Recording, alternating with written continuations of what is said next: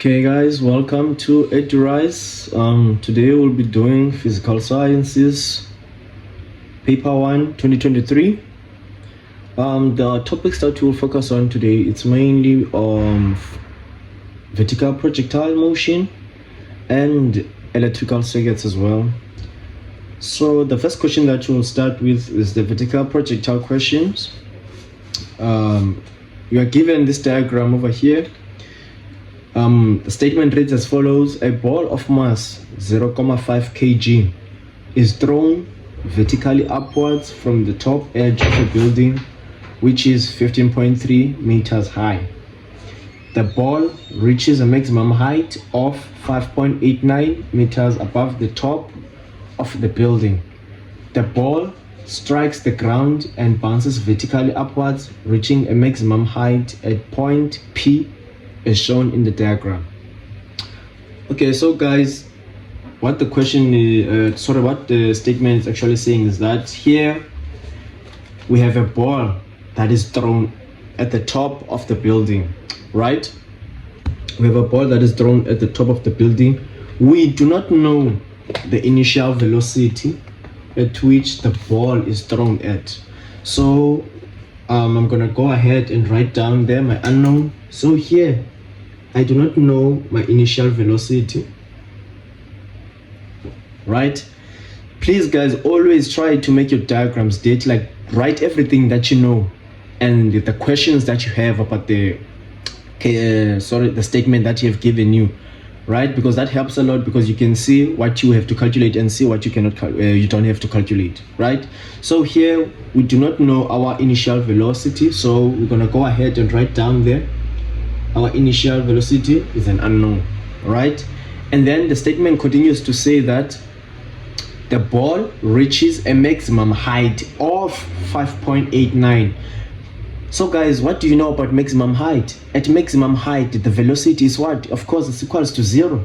So now the vertical height, the maximum height that the ball reaches 5.89. So at this peak here, our velocity there is going to be what? It's going to be 0, because at maximum height, velocity is equals to 0 meters per second, right?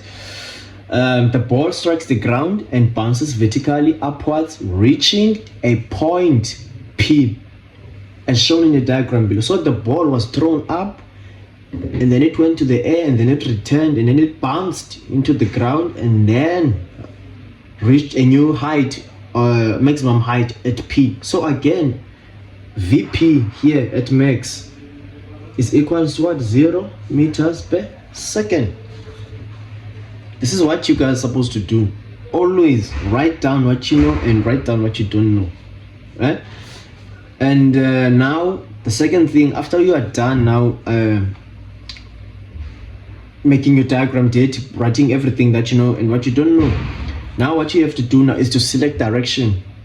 It's important, it's very important guys. We have to be critical about choosing direction in vertical projectiles, right? So I'm gonna go ahead for this one, and I'm gonna choose my up as negative, and then I'm gonna choose down as positive, right? Yes. So now moving on to the first, now I'm gonna write down my equations of motions here, because I do not have the formula sheet. So Vf is equals to Vi plus A delta T. Vf squared is equals to Vi squared plus 2A delta Y. Delta Y is equals to Vi delta T plus half A delta T squared. I'm not gonna write that one, the fourth one, because it's rarely used, that one. So I'm gonna focus only on this three. So now the first question says that, what's happening now? The first question says that define the term free fall. Guys, I'm not gonna waste time on definitions. You have your, you have your documents whereby you are given all the definitions. So I'm not gonna waste time doing definitions with you. I'm just gonna get straight to the main questions, like the calculations.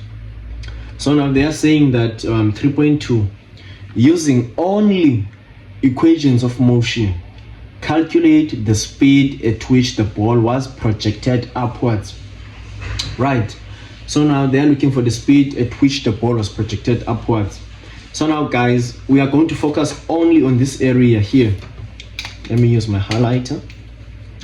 Our ball was projected from this point and it reached the maximum there, and then it went all the way down there to bounce on the surface and then to return. So now our main focus, guys, it's only here. It's only here. This is where we have to focus at this point. Right. So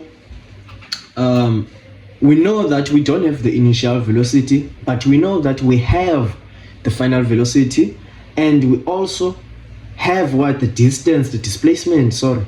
So now we cannot use equation 1 because equation 1 involves time, of which we don't have the time it took the ball to move from this point to the maximum.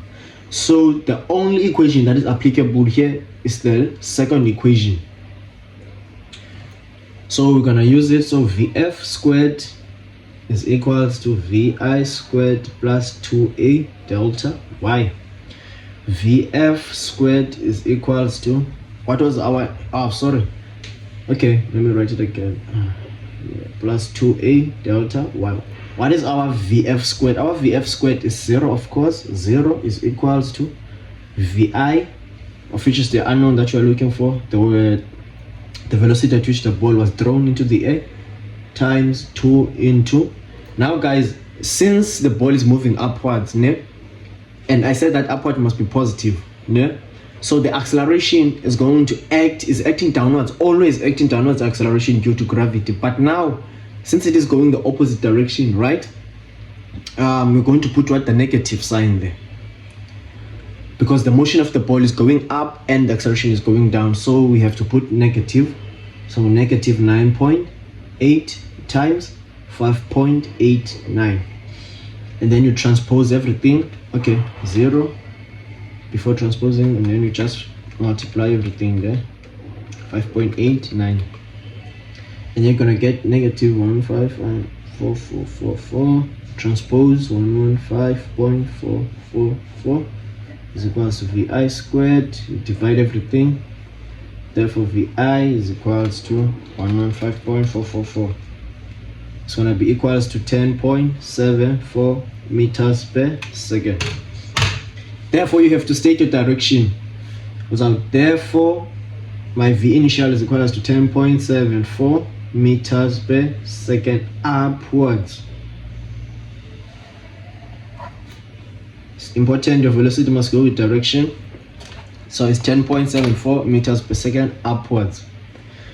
Now 3.3 now is saying, it's one of my favorite. After the collision with the ground, the ball now leaves the ground with a speed of 11.92 meters per second. So now what they're actually saying is that the ball struck the ground, and then on its way up the velocity was 11.92. Now this is where most learners get confused. Guys, listen, let's say now I'm just making another concept, right? Let's say now, another scenario. Let's say now my velocity as the ball was before the ball struck the ground, my velocity, I'm just making an example. Let's say before the ball struck the ground, my speed was let me say 12 meters per second. Guys, when the ball leaves the ground, after it struck the ground and it's leaving up the ground again, the speed is not gonna be 12. It's gonna change. It's gonna be less than 12. It's not gonna be 12, because the ball came at 12 meters per second and then it struck the ground, but when it bounces back up, the speed is no longer 12. It's going to change because of what? There was kinetic energy lost. The energy was not conserved. So the speed of the ball somehow it's going to decrease, right, due to energy consumptions of kinetic energy, right? So please guys, you must make you must understand of this thing, because that's where most of you like tend to get confused. Once the ball strikes the ground, and then when it leaves up, the speed is no longer 12, it's gonna be less than 12, right? I hope that it's clear, guys. So they are saying that after the collision with the ground, the ball leaves the ball leaves the ground with the speed of 11.92 meters per second. So now they are saying that calculate the amount of kinetic energy lost by the ball during the collision with the ground. So now you know the formula for kinetic energy, guys. It's gonna be delta K is equals to half mv final squared minus half mv initial squared, right? So now we're going to use this formula. You cannot use this one. Delta t is equals to delta, right? Because you do not know the time it took for the ball to, oh no, I'm lying. Yes, you can use it, because you have the distance and then you have the initial, but you just need the yeah, you can use it, but I'm just gonna go with this one. Okay, so now guys, what do we need in order for us to use this formula?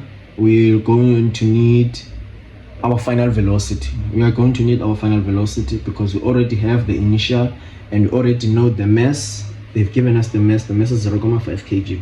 So now what we need to do is to find final velocity. Now that 11.92, guys, has nothing to do with this. So now what you're going to do, come again to your diagram, and then you know the speed at which our ball was projected by now. It was projected at 10.74. So the ball went up and then came down again and then struck the ground. So now we need the velocity the ball had before striking the ground. So now we'll need to calculate that velocity.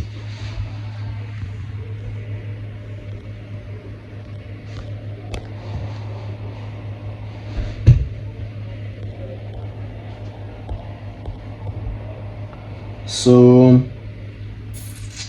sorry about that. So now what's going to happen is we're going to look for our final velocity. We have the initial velocity, we need final velocity. Now looking at our equations, we can use what equation number 2 again.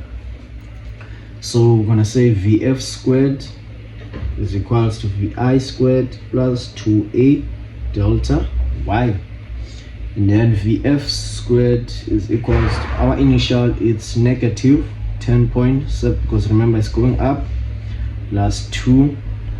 Now since the ball is coming down, it's going to be 9.8 times, now the height, guys, is going to be 15.3 plus 5.9, because the whole motion of the ball includes the whole heights, the heights combined.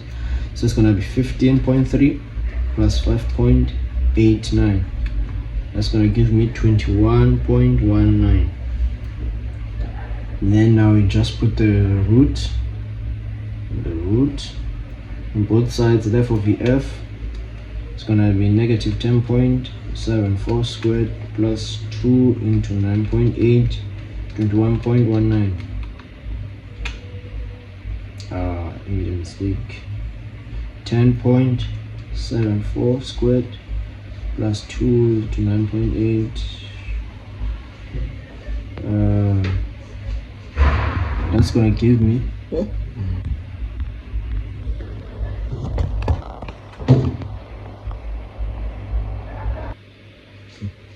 so now, guys, our speed now is 23.04. The speed that you had before the ball struck the ground, now it's what?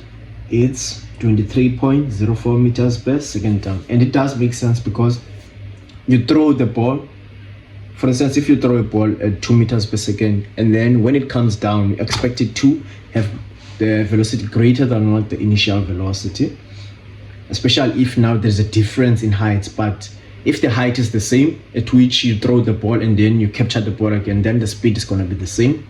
but if there's differences in heights, then the speed is also going to be different. For instance, here we threw the ball at 15.3 height, and then the ball went all the way, and then it passed through that 15.3 we had, and then it went all the way down to the ground. So it does make sense for your velocity to be greater than the initial velocity. So guys, vertical projectile is also about making sense of your numbers, you know. So now we have our final velocity. So now we can go ahead and use our formula. Delta K is gonna be half 0.5. What is our final velocity? Is 23.04 squared minus half, and it's 0.5 times our initial, which was negative 10.74, all squared. Therefore delta K is equals to half 0.5 23.04 all squared minus half 0.5 negative 10.74 all squared. Therefore you're gonna get 103.87 joules.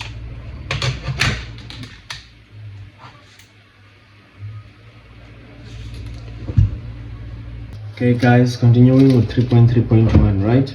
So what you are going to do there, we are going to calculate our final velocity. So our final velocity, guys,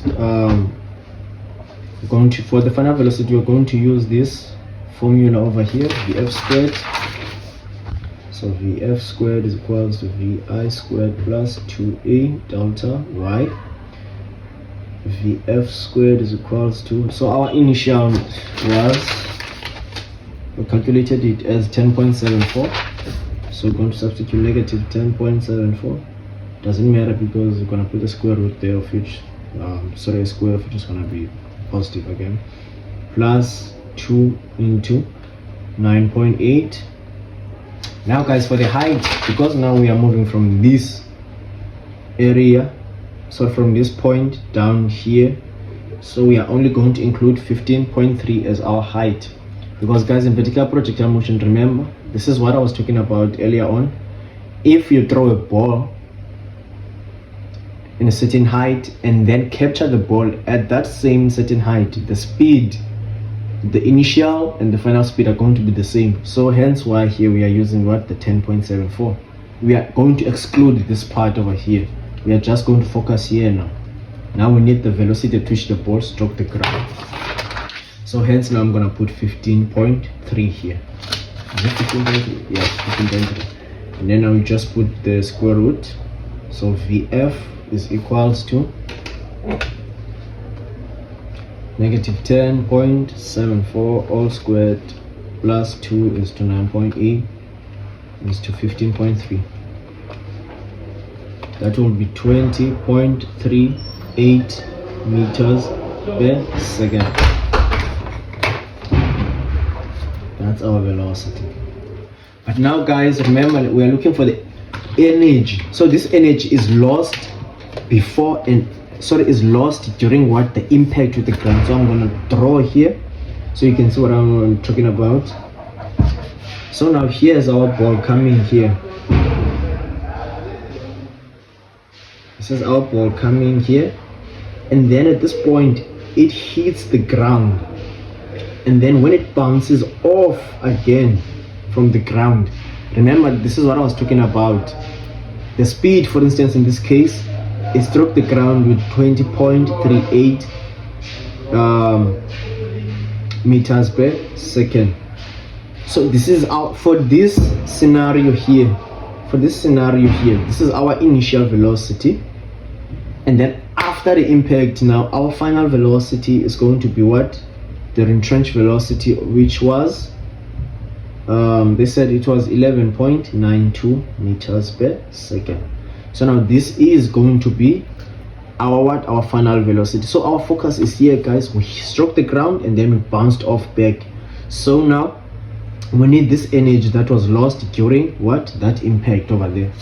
So now to get that, we're going to use the formula delta K is equals to half mvf minus half mv initial.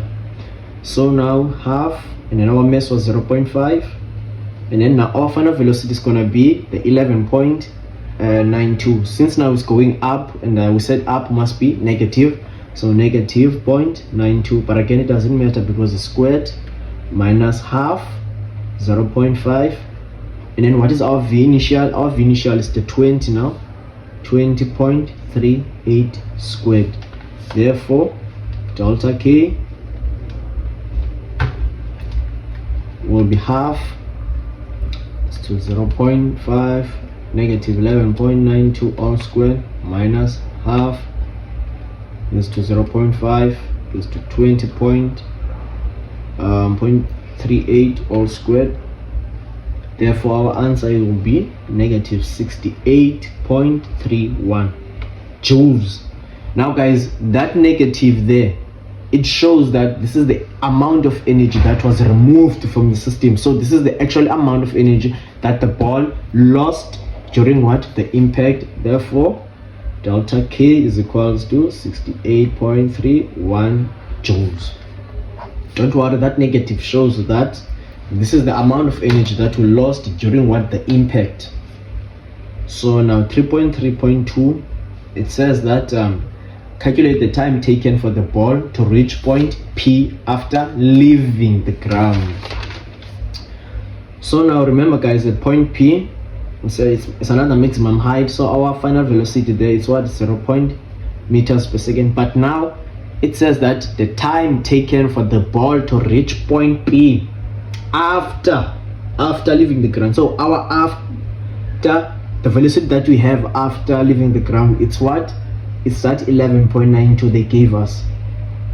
That's the velocity we have after the ball has left the ground. So now we're going to find our time. So now we're going to use the first equation.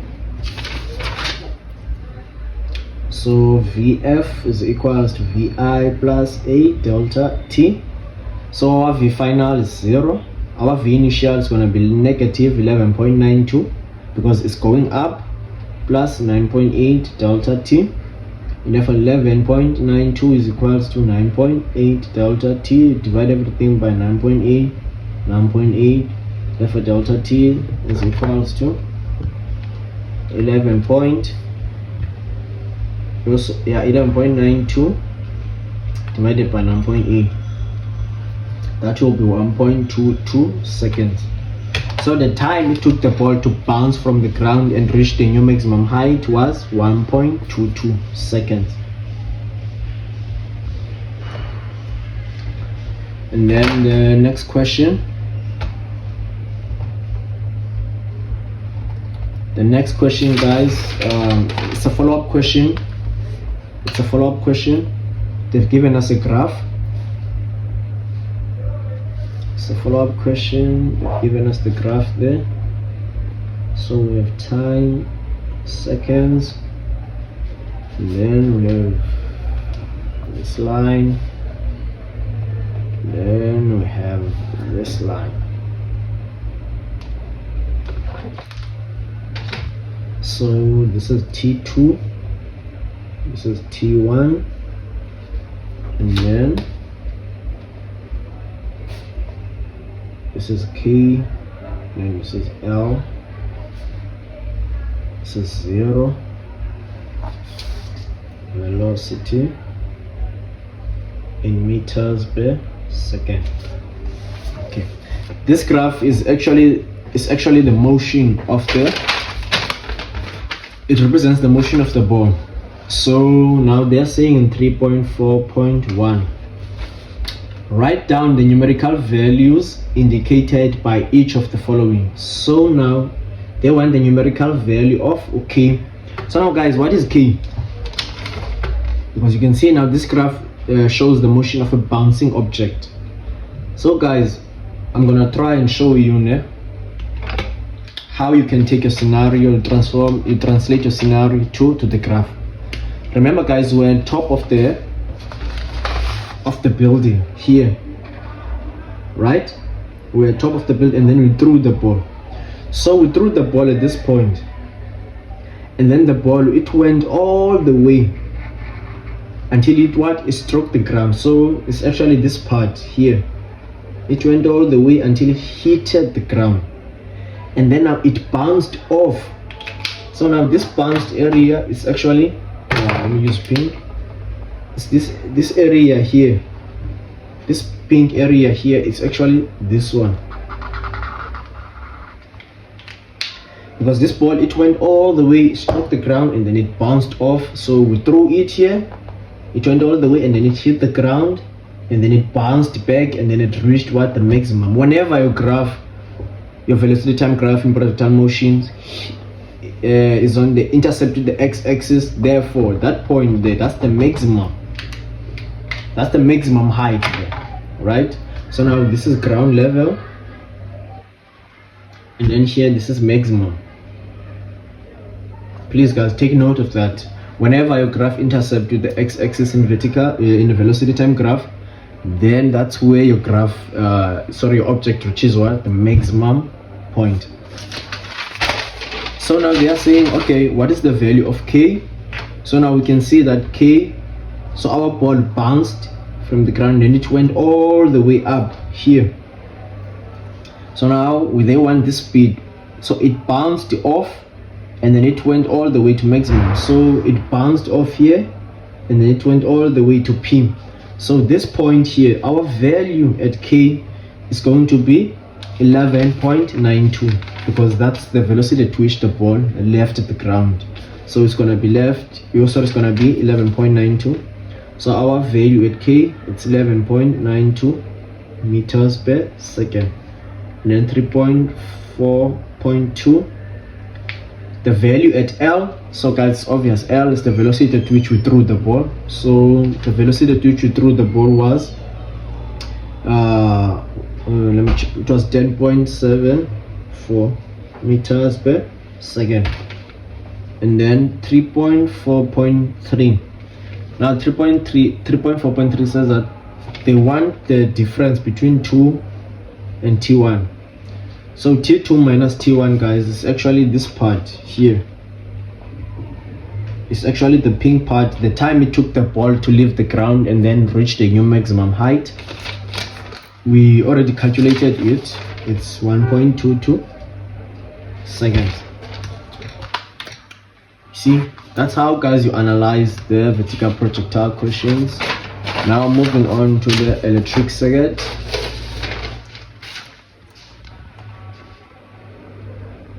Okay guys, question 9. We are given this circuit diagram. And they're saying the circuit diagram below shows an electric kettle and a toaster connected to an AC source with an RMS value, RMS voltage of, so our VRMS voltage is 220, of which is there. I've already noted it down. The ammeter connecting wires, the switches S1 and S2 have negligible resistance. So now they are saying define the root mean square current again. You're gonna check that on your sheet that you're given for the definitions and everything. You're not gonna do definitions. So now they are saying now when switch 1 is closed and switch 2 is open, the maximum current through the circuit is 3.6 amperes. So now guys, what they're saying is when S1 is open and we closed S2 and this guy is closed over here, the root mean square current in the circuit is 2.62. No, sorry, when S1 is closed, sorry guys, it's S1 is closed, this one is still open over here. So when S1 is closed and switch 2 is open, the maximum current through the circuit is, so our IMX reads as 3.6 amperes, right? So now they're saying calculate the root mean square current in the circuit. So guys, it's obvious, check the formula sheet. IRMS is equals to IMX divided by root 2, and then you just substitute there 3.6 divided by root 2, and then you're gonna get 3.6 divided by root 2. That's gonna give you 2.55 amps. That's what you're gonna get. And then now 9.2.3. Now they're saying when switch 1 now is open. So now we've opened switch 1. Now we've opened switch 1, and then we've closed switch 2. Now switch 1 is open and switch 2 is closed. The root mean square current in the circuit is, so our IRMS in our circuit when switch 1 is open and switch 2 is closed reads as 2.62 amperes, right? So now they're saying calculate the energy consumed by the toaster in 2 minutes. So now we have to calculate the energy consumed by the toaster in 2 minutes. So we have delta T. So in 2 minutes, guys, you have to convert into seconds, right? Which is gonna be 60 plus 60. That is 120 seconds. And then for our formula, we're going to use P is equals to W over. Let me check the formula sheet there. Let me check the formula sheet first. It's gonna be P over delta T, right? So now we will need our power, because they've given us the IRMS, which is 2.62, or we can use, I think there's other formulas there that you can also use. We have PA. So yeah, you will use your PA. PAV is equals to V RMS times IRMS. Yes, guys, we're going to use this formula to get the power, so we can substitute there and then cross multiply. So now in place, so I'm gonna replace this P over here with this thing, right? So my P is gonna be VRMS times IRMS times delta T now is equals to W. So W will be, our VRMS was 220, our IRMS is 2.62 times 120. Therefore W is equals to 220 times 2.62 times 120. 222.62 times 120. So guys, our solution will be 69,168. So yeah, that's it for now. This is where we are going to end, right? For now.